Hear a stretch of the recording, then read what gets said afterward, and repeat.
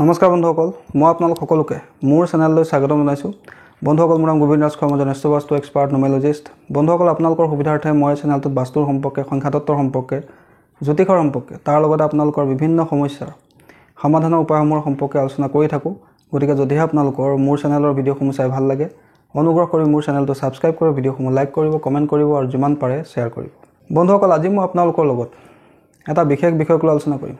আজি মই আপোনালোকৰ লগত আলোচনা কৰিম সামুদ্ৰিক শাস্ত্ৰৰ সম্পৰ্কে, অৰ্থাৎ পালমিস্ত্ৰীৰ সম্পৰ্কে, যে আপুনি নিজে নিজৰ হাতখন কেনেকৈ চাব পাৰিব।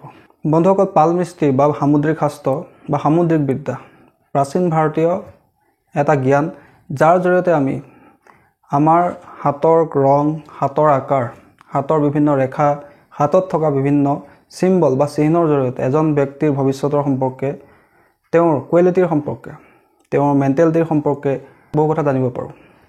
বন্ধুসকল, সামুদ্ৰিক শাস্ত্ৰত কেৱল হাতৰ ৰেখাৰ চোৱাৰ কথাই কোৱা নাই, তাৰ পৰিৱৰ্তে আমাৰ শৰীৰৰ বিভিন্ন অংগ, যেনেকৈ চকু হওক, নাক হওক, বা আমাৰ খোজ কঢ়াৰ চাল চলন, দেহত বিভিন্ন ধৰণৰ যিবিলাক চিন আছে, যেনেকৈ তিল হওক, মাহ হওক ইত্যাদিৰ পৰা ধৰি ভৰিৰ নখৰ আকাৰৰ জৰিয়তে এজন ব্যক্তিৰ ব্যক্তিত্বৰ সম্পৰ্কে কেনেকৈ জানিব পাৰি, সেই বিষয়ে জ্ঞান প্ৰদান কৰা হৈছে।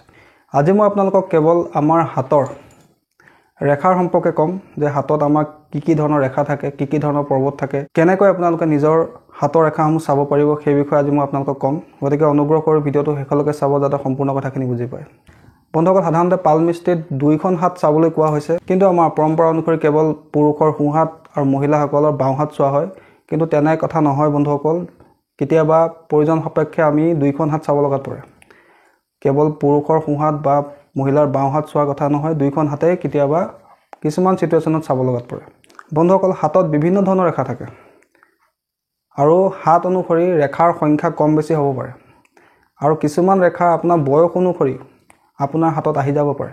মুখ্যতঃ সকলোৰে হাতত এই চাৰিডাল ৰেখা দেখিবলৈ পোৱা যায়। সেই চাৰিডাল ৰেখা হৈছে ভাগ্য ৰেখা, আয়ুস ৰেখা বা জীৱন ৰেখা, মস্তিষ্ক ৰেখা আৰু হৃদয় ৰেখা।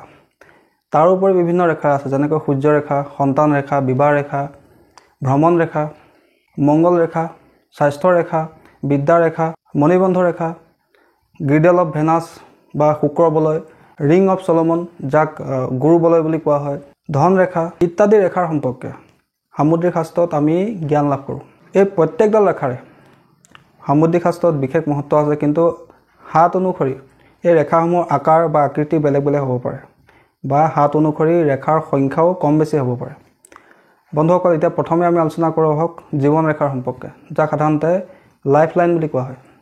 এই জীৱন ৰেখা ষ্টাৰ্ট হয়, মই আপোনালোকক স্ক্ৰীণত ফটোখন দি দিছোঁ। জীৱন ৰেখা ষ্টাৰ্ট হয় আমাৰ তৰ্জনী আৰু বুঢ়া আঙুলিৰ মাজৰ যি নিম্ন মংগল পৰ্বত আছে, তাৰ পৰা এই জীৱন ৰেখাৰ আৰম্ভণি হয়।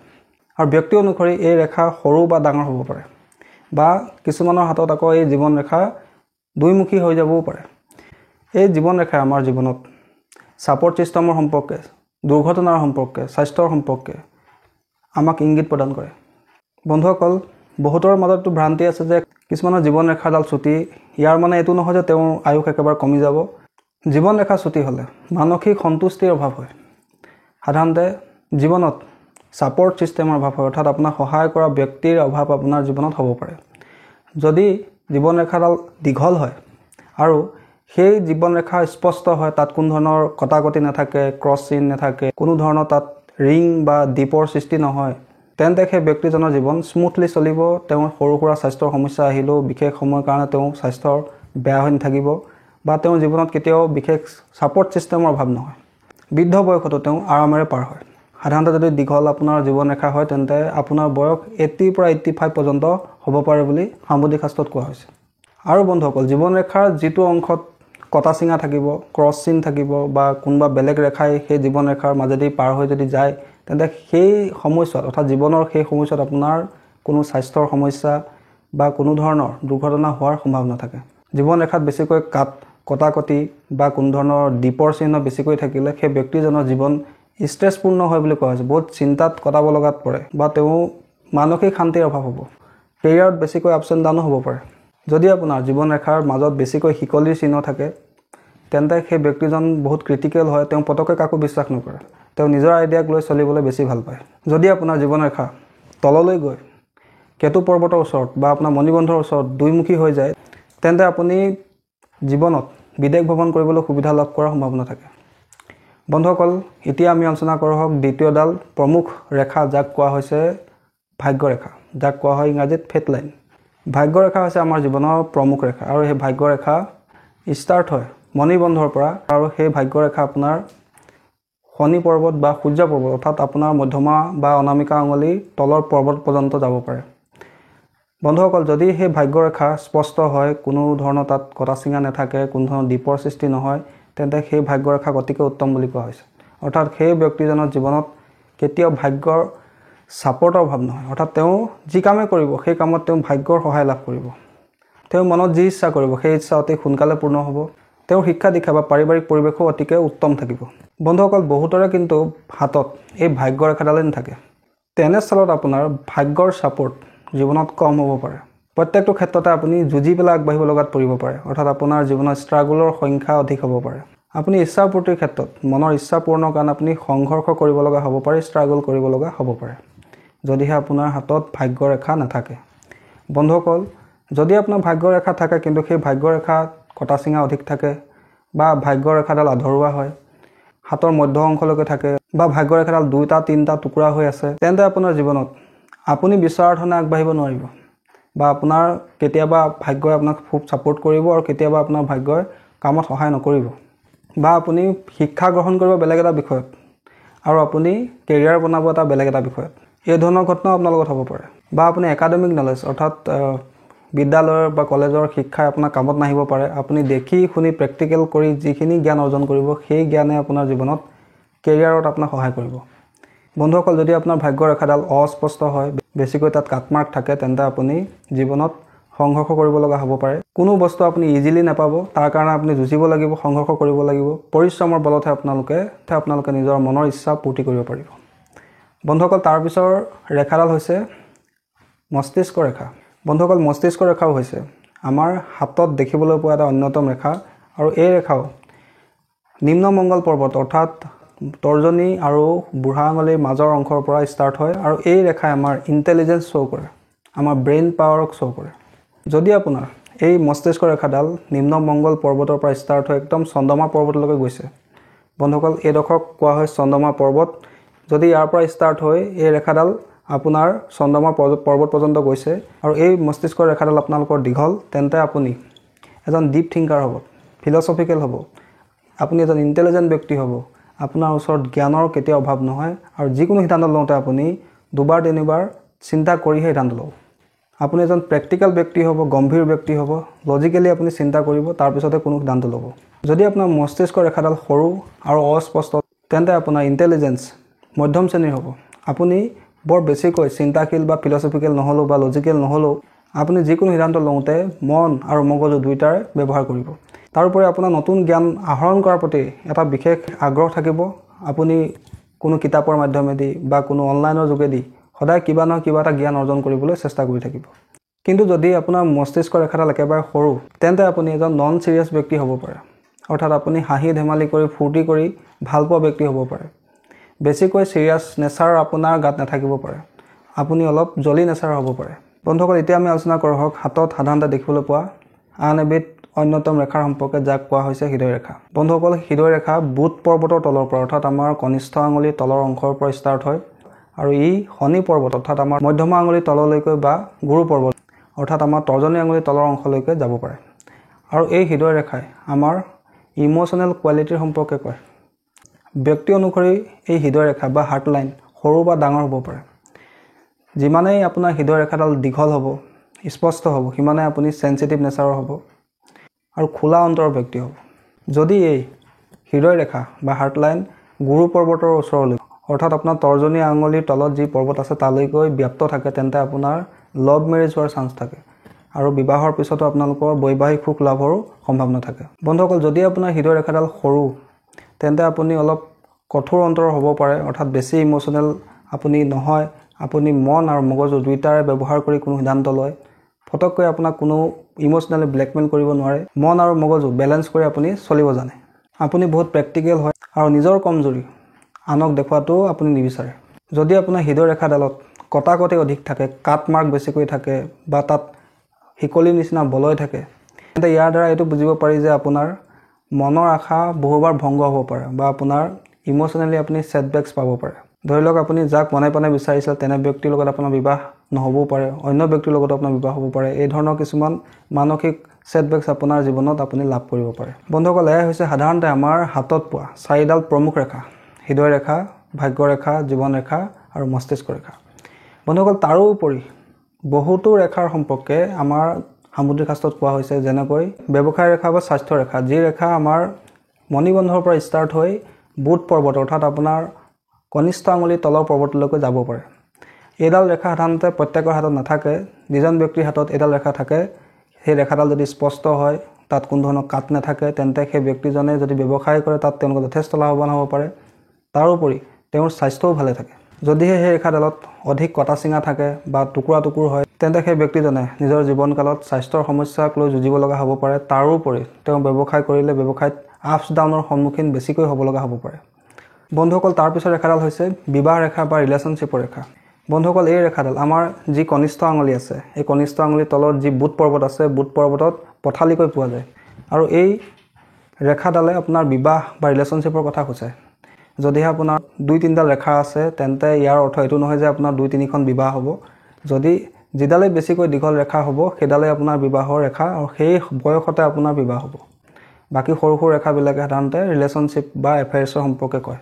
বন্ধুসকল, তাৰপিছত ৰেখা হৈছে ভ্ৰমণ ৰেখা, যি ৰেখা আমাৰ চন্দ্ৰ পৰ্বতৰ পৰা ষ্টাৰ্ট হয়। অৰ্থাৎ আমাৰ এই অংশটোক, কনিষ্ঠ আঙুলিৰ তলৰ এই অংশটোক চন্দ্ৰ পৰ্বত বুলি কোৱা হয়। ইয়াৰ পৰা কিছুমান পথালিকৈ ৰেখা থাকে, সেই ৰেখাবিলাকক কোৱা হৈছে ভ্ৰমণ ৰেখা। যদি এই ৰেখা বহু পৰিমাণ থাকে, সৰু সৰুকৈ থাকে, তেন্তে আপুনি জীৱনকালত বহুতো সৰু সৰু যাত্ৰা কৰিব লগা হ'ব পাৰে। আৰু যদিহে আপোনাৰ এই চন্দ্ৰ পৰ্বতৰ পৰা ভ্ৰমণ ৰেখা ওলাই গৈ ভাগ্য ৰেখাত টাচ কৰে, 2-3ডাল তেনেকুৱা দীঘল ৰেখা থাকে, তেন্তে আপুনি বিদেশত গৈ ছেটেল হৈ যাবও পাৰে। বা দীঘলীয়া যাত্ৰা বা দূৰণিবতীয়া আপুনি যাত্ৰা, বিদেশ ভ্ৰমণ কৰাৰ সুবিধাও আপুনি লাভ কৰিব পাৰে। বন্ধুসকল, তাৰপিছত ৰেখা আছে বিদ্যা ৰেখা। এই বিদ্যা ৰেখা আপোনাৰ অনামিকা আৰু মধ্যমা আঙুলিৰ মাজৰ অংশত দেখিবলৈ পোৱা যায়। এই ৰেখাডাল সৰু ডাঙৰ হ'ব পাৰে বা ব্যক্তি অনুসৰি কিছুমানৰ হয়তো এই ৰেখাডাল নাথাকিবও পাৰে। যিজন ব্যক্তিৰ হাতত এইডাল ৰেখা থাকে, সেইজন ব্যক্তি বহু জ্ঞানী ব্যক্তি হয়। তেওঁৰ ওচৰত বিভিন্ন বিষয়ৰ জ্ঞান থাকে আৰু তেওঁ বয়স বঢ়াৰ লগে লগে জ্ঞানৰ পৰিসৰো বৃদ্ধি হৈ গৈ থাকে আৰু কেতিয়াও তেওঁ জ্ঞান অৰ্জনৰ যি লালসা সেয়া শেষ নহয়। তেওঁ গোটেই জীৱন জ্ঞান আহৰণ কৰি ভাল পাব। নতুন নতুন বিষয় শিকাৰ প্ৰতি, নতুন ভাষা শিকাৰ প্ৰতি তেওঁ এটা আগ্ৰহ থাকিব। গোটেই জীৱন তেওঁ বিভিন্ন উৎসৰ পৰা, কিতাপৰ পৰা হওক, অনলাইনৰ পৰা হওক, জ্ঞান অৰ্জনৰ যি প্ৰক্ৰিয়া তেওঁ চলিয়ে থাকিব। বন্ধুসকল, তাৰপিছত ৰেখাডাল হৈছে সন্তান ৰেখা। সাধাৰণতে বুধ পৰ্বতৰ তলত, অৰ্থাৎ আমাৰ এই কনিষ্ঠ আঙুলিৰ তলৰ এই পৰ্বতত চিধা চিধিকৈ সৰু সৰুকৈ পাতলাকৈ কিছুমান লাইন থাকে, তাকে কোৱা হয় চিলড্ৰেন লাইন বা সন্তান ৰেখা। বন্ধুসকল, বহুত পাতলাকৈ থাকে এই ৰেখাবিলাক। সাধাৰণতে ইয়াক মেগনিফায়াৰ গ্লাছ লৈ পেলাই চাব লগাত পৰে। ইয়াৰ দ্বাৰা এজন ব্যক্তিৰ কোনটো বয়সত সন্তান প্ৰাপ্তিৰ যোগ আছে সেই বিষয়ে গম পাব পাৰি। সাধাৰণতে পুৰুষতকৈ মহিলাৰ হাতত এই সন্তান ৰেখাৰ বিশ্লেষণ বেছিকৈ কৰা হয়। বন্ধুসকল, তাৰপিছত ৰেখা হৈছে ধন ৰেখা। বন্ধুসকল, যিজন ব্যক্তিৰ হাতত এই ধন ৰেখা থাকে, সেই ব্যক্তিজন জীৱনকালত যথেষ্ট পৰিমাণৰ ধন অৰ্জন কৰিব পাৰে। এই ৰেখা আমাৰ বুধ পৰ্বতৰ পৰা এনেকৈ তললৈ নামি আহে, চিধাকৈ এডাল ৰেখা তাত উৎপন্ন হয়। সাধাৰণতে এইডাল ৰেখা খুব কম ব্যক্তিৰ হাতত থাকে। যিজন ব্যক্তিৰ হাতত এই ৰেখা থাকে, তেওঁ মহাধনী ব্যক্তি হয়। তেওঁ জীৱনকালত প্ৰচুৰ পৰিমাণৰ ধন অৰ্জন কৰিব পাৰে। বন্ধুসকল, তাৰপিছৰ ৰেখাডালক কোৱা হৈছে গুৰু বলয়, যাক কোৱা হয় ৰিং অফ চলমন। সাধাৰণতে আমাৰ এই তৰ্জনী আঙুলিৰ তলত যি গুৰু পৰ্বত আছে, গুৰু পৰ্বতৰ এই অংশটোত এটা বলৰ নিচিনাকৈ এটা ৰেখা সৃষ্টি হয়, যাক কোৱা হয় ৰিং অফ চলমন বা গুৰু বলয়। এই গুৰু বলয় প্ৰত্যেকৰ হাততে নাথাকে। যিজন ব্যক্তিৰ হাতত এই গুৰু বলয় থাকে, তেওঁ এজন অত্যন্ত ভাগ্যশালী আৰু ধাৰ্মিক ব্যক্তি হয়। তেওঁ জীৱনকালত যথেষ্ট পুণ্য অৰ্জন কৰিব পাৰে। তেওঁৰ ওচৰত যথেষ্ট আধ্যাত্মিক জ্ঞান থাকে। তেওঁ জীৱনত লাক্সাৰী লাভ হয়। যিকোনো ইচ্ছা তেওঁ অতি সোনকালে পূৰ্ণ, সেই ব্যক্তিজন অত্যন্ত ভাগ্যশালী হয়।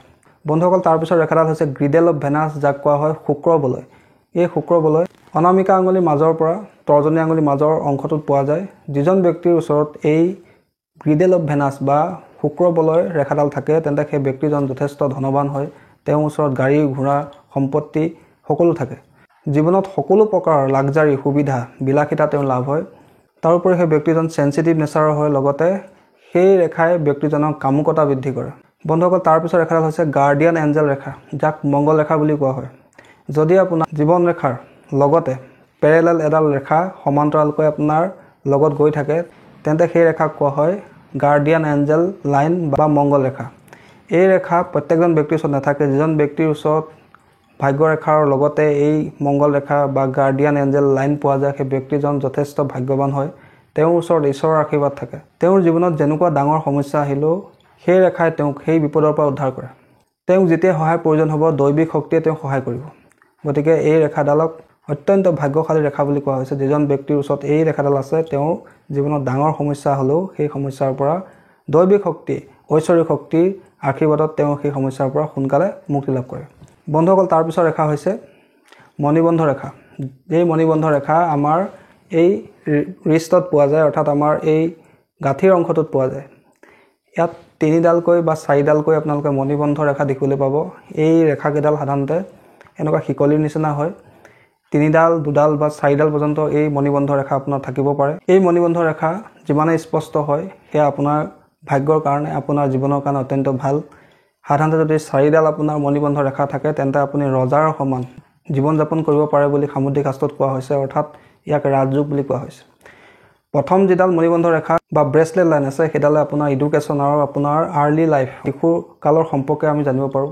দ্বিতীয়ডাল মণিবন্ধ ৰেখাই আপোনাৰ বৈবাহিক জীৱন আৰু আপোনাৰ সন্তানৰ সম্পৰ্কে আমাক জ্ঞান প্ৰদান কৰে। তৃতীয়ডাল যি মণিবন্ধ ৰেখা আছে সেই মণিবন্ধ ৰেখা আৰ্থিক দিশটো আপোনাৰ কেনেকুৱা হ'ব, ব্যৱসায় কৰিলে আপোনাৰ লাভ হ'ব নে লোকচান হ'ব সেই বিষয়ে আপুনি গম পাব পাৰে। আৰু চতুৰ্থডাল ব্ৰেচলেট লাইনে অৰ্থাৎ মণিবন্ধ ৰেখাই আপোনাৰ বৃদ্ধাৱস্থাৰ সম্পৰ্কে আপোনাৰ বৃদ্ধাৱস্থাত হ'বলগীয়া ৰোগৰ সম্পৰ্কে আমাক জ্ঞান প্ৰদান কৰে। সাধাৰণতে হাত অনুসৰি এই মণিবন্ধ ৰেখা 4ডাল 2ডাল 3ডাল বা এডাল পৰ্যন্ত হ'ব পাৰে। বন্ধুসকল, তাৰপিছৰ ইম্পৰ্টেণ্ট ৰেখাডাল হৈছে যিডাল ৰেখা আমাৰ হাতত পোৱা যায় সূৰ্য ৰেখা, যাক ইংৰাজীত ছানলাইন বুলি কোৱা হয়। এই ছানলাইন আমাৰ অনামিকা আঙুলিৰ পৰ্বতৰ দেখিবলৈ পোৱা যায়। যিজন ব্যক্তিৰ এই সূৰ্য ৰেখা থাকে সেই ব্যক্তিজনে জীৱনত যথেষ্ট মান সন্মান অৰ্জন কৰিব পাৰে। চৰকাৰী কামত তেওঁৰ সুবিধা হয়। তাৰোপৰি চৰকাৰী চাকৰি প্ৰাপ্তিৰো অত্যন্ত ভাল যোগ থাকে। তেওঁ জীৱনত যিখিনি সমাজসেৱা কৰে বা সামাজিক কাম কৰে তাৰ তেওঁ ৰিৱাৰ্ডো লাভ কৰে। এই ৰেখাডাল যিজন ব্যক্তিৰ হাতত থাকে সমাজৰ অতিকে এজন গুণীমানী ব্যক্তি হ'ব পাৰে। যিজন ব্যক্তিৰ হাতত এই ৰেখাডাল স্পষ্টকৈ থাকে সেই ব্যক্তিজন সমাজত মান সন্মান লাভ কৰে, তেওঁৰ নেম ফেম লাভ কৰিব পাৰে, তাৰ লগতে তেওঁৰ চৰকাৰী চাকৰি হোৱাৰ প্ৰবল যোগ থাকে। বন্ধুসকল, এয়াই হৈছে সামুদ্ৰিক শাস্ত্ৰত আমাৰ হাতত দেখিবলৈ পোৱা কিছুমান ৰেখা। সাধাৰণতে 4ডাল ৰেখা প্ৰমিনেণ্ট থাকে। সেই ৰেখাকেইডাল হৈছে মস্তিষ্ক ৰেখা, হৃদয় ৰেখা, ভাগ্য ৰেখা আৰু জীৱন ৰেখা। বাকী যিখিনি ৰেখাৰ কথা কৈছোঁ সেইখিনি হাত অনুসৰি কিছুমান ব্যক্তিৰ হাতত থাকে, আনহাতে কিছুমান ব্যক্তিৰ হাতত নাথাকে। বন্ধুসকল, তাৰোপৰি পালমিষ্ট্ৰিত আমাৰ পৰ্বতৰ সম্পৰ্কে কৈছে। মই আজি আপোনালোকক পৰ্বতৰ সম্পৰ্কেও কৈ দিওঁ। যি আমাৰ জ্যোতিষশাস্ত্ৰত 9টা গ্ৰহ আছে সেই 9টা গ্ৰহৰ স্থান আমাৰ কিন্তু হাততে আছে। সাধাৰণতে আমাৰ পালমিস্ত্ৰীৰ ভাষাত বা সামুদ্ৰিক শাস্ত্ৰৰ ভাষাত পৰ্বত বুলি কোৱা হৈছে। মই আপোনালোকৰ স্ক্ৰীণত দেখাই দিছোঁ। তৰ্জনী আঙুলিৰ তলৰ অংশৰ যিটো পৰ্বত আছে তাক কোৱা হয় গুৰু পৰ্বত। মধ্যমা আঙুলিৰ তলৰ যিটো অংশ আছে সেই অংশটোক কোৱা হৈছে শনি পৰ্বত। অনামিকা আঙুলিৰ তলত যিটো অংশ আছে যিটো পৰ্বত আছে তাক কোৱা হয় সূৰ্য পৰ্বত। কনিষ্ঠ আঙুলিৰ তলত যিটো অংশ আছে তাক কোৱা হয় বুধ পৰ্বত। আৰু আমাৰ বুঢ়া আঙুলিৰ তলত যিটো অংশ আছে সেই অংশটোক কোৱা শুক্ৰ পৰ্বত। ঠিক তেনেকৈ আমাৰ কনিষ্ঠ আঙুলিৰ তলৰ একেবাৰে অংশটোক কোৱা হৈছে চন্দ্ৰমাৰ পৰ্বত। আৰু আমাৰ তৰ্জনী আৰু বুঢ়া আঙুলিৰ মাজৰ এটা অংশ আছে যাক কোৱা হৈছে নিম্নমংগল। আৰু আমাৰ বুধ পৰ্বতৰ তলৰ অকণমান অংশক উচ্চমংগল বুলি কোৱা হৈছে। তাৰোপৰি হাতৰ যিটো মধ্যস্থান আছে এই মধ্যস্থানটো ৰাহুৰ ক্ষেত্ৰ বুলি কোৱা হৈছে। ঠিক তেনেকৈ আমাৰ মণিবন্ধৰ ওচৰৰ অংশটোক কেতু পৰ্বত বুলি কোৱা হৈছে। এইদৰে জ্যোতিষশাস্ত্ৰত গোটেইকেইটা গ্ৰহৰ স্থান আমাৰ হাতত ভালকৈ দেখাই দিয়া হৈছে। সাধাৰণতে এই পৰ্বতবিলাকত থকা বিভিন্ন চিহ্ন, ক্ৰছৰ চিহ্ন বা পতাকাৰ চিহ্ন, শংখৰ চিহ্ন, স্বস্তিকৰ চিহ্ন, মাছৰ চিহ্ন ইত্যাদি চিহ্নবিলাকে বিভিন্ন বিষয়ে আমাক জ্ঞান প্ৰদান কৰে। তথাপি আপোনালোকক মই শ্বৰ্টকৈ এইটোৱে কৈ থওঁ, যিটো গ্ৰহৰ পৰ্বত আমাৰ ওখ হৈ আছে, ফুলি আছে, ধৰি লওক এইটো গুৰু পৰ্বত তৰ্জনী আঙুলিৰ তলৰ অংশটো, যদি আপোনাৰ এই অংশটো ফুলি আছে, তাত কোনো ধৰণৰ বিশেষ কটা চিঙা নাই, তেন্তে সেই গ্ৰহটো আপোনাৰ ফেভাৰত থাকিব সদায়। সেই গ্ৰহটোৰ লগত জড়িত আপুনি যদি কাম কৰে তেন্তে আপোনাৰ জীৱনত লাভ হ'ব। কিন্তু যদি এই অংশটো আপোনাৰ দবি থাকে বা চেপেটা হৈ সোমাই থাকে তেন্তে সেই গ্ৰহৰ ছাপৰ্ট আপোনাৰ জীৱনত কম লাভ হ'ব। অৰ্থাৎ যিমান ভাল হ'ব পৰ্বতটো, ওখ হ'ব, ফুলি থকা হ'ব, সেই গ্ৰহটোৰ ছাপৰ্ট আপুনি জীৱনত সিমানেই লাভ কৰিব। ঠিক তেনেকৈ যদি আমাৰ গুৰু পৰ্বত ওখ হৈ থাকে, ফুলি থাকে, তাত যদি কিবা শুভ চিহ্ন যেনেকৈ স্বাস্তিকৰ চিহ্ন, ত্ৰিভুজৰ চিহ্ন, স্কোৱাৰৰ চিহ্ন বা ক্ৰছৰ চিহ্ন থাকে তেন্তে সেই ব্যক্তিজনৰ ভাগ্যৰ ছাপৰ্ট জীৱনত লাভ হয়। সেই ব্যক্তিজনে কম কষ্ট কৰিও যথেষ্ট ধন অৰ্জন কৰিব পাৰে। দ্বিতীয়তে যদি আপোনাৰ শনি পৰ্বত ফুলি থাকে, ভাল অৱস্থাত থাকে, তেন্তে আপোনাৰ পৰিশ্ৰমৰ ফল লাভ হয়। আপুনি জীৱনত ষ্ট্ৰাগল বেছিকৈ কৰিব লগা নহয়। তাৰোপৰি সেই ব্যক্তিজন, যিজন ব্যক্তিৰ শনি পৰ্বত ভাল থাকে, তেওঁ পৰিশ্ৰম কৰিবলৈ কেতিয়াও এলাহ নকৰে। বন্ধুসকল, তৃতীয় পৰ্বতটো হৈছে সূৰ্য পৰ্বত। সূৰ্য পৰ্বত যদি কাৰোবাৰ ভাল হয়, তেন্তে সেই ব্যক্তিজনৰ গভৰ্ণমেণ্টৰ পৰা লাভ হয়, চৰকাৰী চাকৰিটো লাভ কৰিব পাৰে বা তেওঁ জীৱনত সমাজত যথেষ্ট মান সন্মান লাভ কৰে। যদি আপোনাৰ বুধ পৰ্বত ভাল হয়, তেন্তে আপোনাৰ কমিউনিকেশ্যন স্কিল ভাল হয়, আপুনি এজন ভাল ব্যৱসায়ী হ'ব পাৰে। যদি চন্দ্ৰমাৰ পৰ্বত আপোনাৰ ভাল হয়, তাত কোনো শুভ চিহ্ন থাকে, তেন্তে আপোনাৰ মানসিক শান্তি লাভ হয়, মনে যি ইচ্ছা কৰে সেই ইচ্ছা আপোনাৰ পূৰ্ণ হয়। আপুনি খুব ইম'চনেলো হ'ব পাৰে। তাৰ লগতে আপোনাৰ ক্ৰিয়েটিভ স্কিলো বহুত থাকিব বা আপোনাৰ ওচৰত বিভিন্ন কলাৰ জ্ঞান থাকিব। যদি আপোনাৰ শুক্ৰ পৰ্বত ভাল হয়, তাত কোনো শুভ চিহ্ন থাকে, তেন্তে আপোনাৰ জীৱনত যথেষ্ট বিলাসিতাৰে পাৰ হ'ব। আপোনাৰ জীৱনত ধন, গাড়ী, ঘৰ, সকলো ধৰণৰ বিলাসিতা আপুনি লাভ কৰিব পাৰিব। ভাল পাৰ্টনাৰ আপুনি লাভ কৰিব। বৈবাহিক জীৱন আপোনাৰ সুখেৰে পাৰ হ'ব। যদি আপোনাৰ মংগল পৰ্বত, অৰ্থাৎ মংগলৰ দুটা ক্ষেত্ৰ আছে, যাক কোৱা হয় উচ্চ মংগল, নিম্ন মংগল, এই দুইটা স্থান যদি আপোনাৰ ভাল অৱস্থাত আছে, ফুলি আছে, তাত কোনো শুভ চিহ্ন আছে, তেন্তে মংগল গ্ৰহে আপোনাক জীৱনত ছাপোৰ্ট দিব। আপুনি নিজৰ দমত, নিজৰ পৰিশ্ৰমৰ বলত, আত্মবিশ্বাসৰ বলত প্ৰপাৰ্টি বনাব পাৰিব। সমাজত যশ মান কীৰ্তি খ্যাতি লাভ হ'ব। বন্ধুসকল, তাৰোপৰি সাধাৰণতে সামুদ্ৰিক শাস্ত্ৰত ৰাহু কেতু পৰ্বতৰ সম্পৰ্কে বিশেষ পোৱা নাযায়, কিন্তু হাতৰ মধ্য অংশত ৰাহুৰ অংশ আৰু এই মণিবন্ধৰ অংশত কেতুৰ অংশ পোৱা যায় বুলি কোৱা হৈছে। আৰু এই দুটা অংশ সাধাৰণতে ফুলি থকাতকৈ তললৈ দবি থকাই ভাল বুলি কোৱা হৈছে। বন্ধুসকল, আশা কৰিছোঁ আজি আপোনালোকে গম পালে যে আমাৰ হাতত কি ধৰণৰ ৰেখা থাকে আৰু কি ৰেখা আমাৰ জীৱনৰ কোনকেইটা বিষয় সামৰি লয়, বা আমাৰ হাতত কোন ঠাইত গ্ৰহৰ কি পৰ্বত আছে, সেই বিষয়ে আপোনালোকে গম পালে। ইয়াৰ পিছৰ ভিডিঅ'কেইটাত মই আপোনালোকক হাতত পোৱা বিভিন্ন ভাগ্যশালী চিহ্নৰ সম্পৰ্কে ক'ম। আশা কৰিছোঁ আপোনালোকৰ ভিডিঅ'টো চাই ভাল লাগিলে। আশা কৰিছোঁ আপোনালোকৰ বিষয়টোও ভাল লাগিলে। যদি ভাল লাগিলে অনুগ্ৰহ কৰি ভিডিঅ'টো লাইক কৰি দিব, কমেণ্ট কৰিব আৰু মোৰ চেনেলটো ছাবস্ক্ৰাইব কৰিব। ধন্যবাদ।